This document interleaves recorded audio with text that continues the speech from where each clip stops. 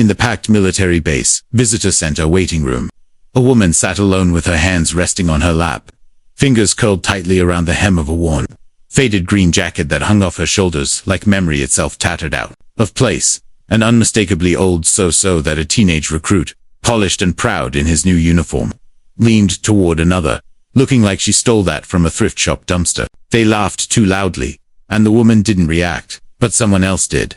Across the room, a decorated general paused mid-step, his gaze locked on the back of the old jacket, and his breath caught in that split second. The entire room changed, and she was now Elise Rowan, almost 70, who spent most of her days quietly caring for a small garden behind a modest rental house, just outside of Fort Breenbury. She didn't talk about the past, not to the neighbor who would occasionally wave, not to the nurse who came once a month, and not even to the young grocery clerk who offered to carry her bags that were being towed.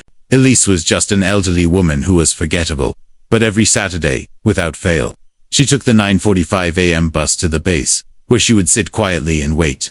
She never asked for anyone, never explained why she was there, just waited, and her jacket was always with frayed seams, a button missing from the collar, a patch on the collar, and a missing button. The circular, age-discolored symbol of the sleeve, which was half-ripped, but still legible, featured 3 mysterious letters, beneath a hawk in mid-dive clutching lightning in its beak. "Ma'am," he said with a mocking air of courtesy, "you know this area is for military families and personnel only." Most people ignored it, but not all of the recruits eyed her like a joke, frozen in time, daring each other to approach point 1. Finally, a wiry kid named Dinton, trying too hard to impress, sauntered toward her.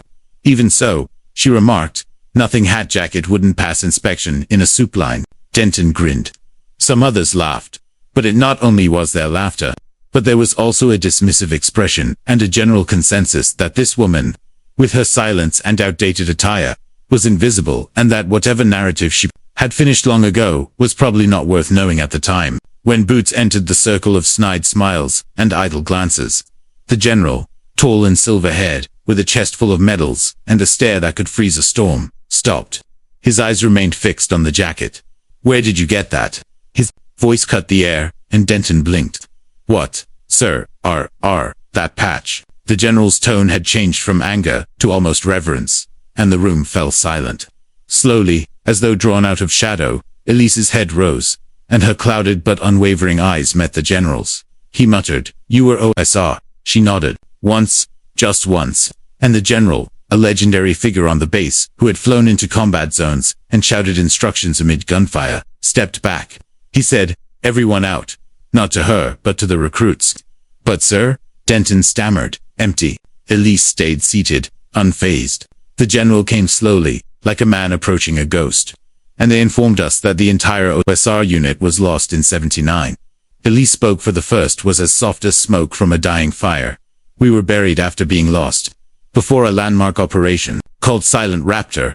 The general sat down next to her, not as a superior, but as a soldier.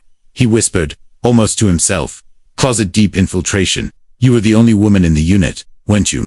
When I made them promise to keep it that way." Lisa's fingers lightly tapped at the patch. She then slowly and quietly told him what she hadn't talked about in decades. How she had been placed in enemy territory without any support. How she had delivered classified coordinates that ended a brutal siege. How she had been captured, presumed dead, and traded after spending 14 months in a camp. And how her name had been removed from the national security record after all of that. The general listened in tears. The following Saturday, Elise returned to the base. But this time there was no laughter or smirks waiting at the door. Instead, there was a line of recruits in full uniform at the center. Denton stood tall, holding a bouquet and a folded American flag, his hands shaking. "We didn't know," he said. "We're sorry." "Pardon me, but why didn't you come forward?" she said, smiling faintly, but no one listened. "Eventually, I gave up," and he stood up and saluted her. On the wall behind them was a framed picture of her, as a child, with the words Elise Rowan Operation written on it. She glanced at it, and then turned back to the recruits, smiling quietly, but genuinely. Some heroes received medals, while others were silent. Silent Raptor duty goes unrecognized, with valor that remains undocumented. Some people keep their stories in books, while others keep them in scars and stitches.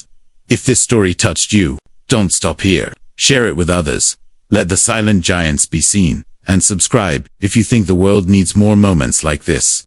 Elise carried hers on a faded patch that the world forgot until one man remembered.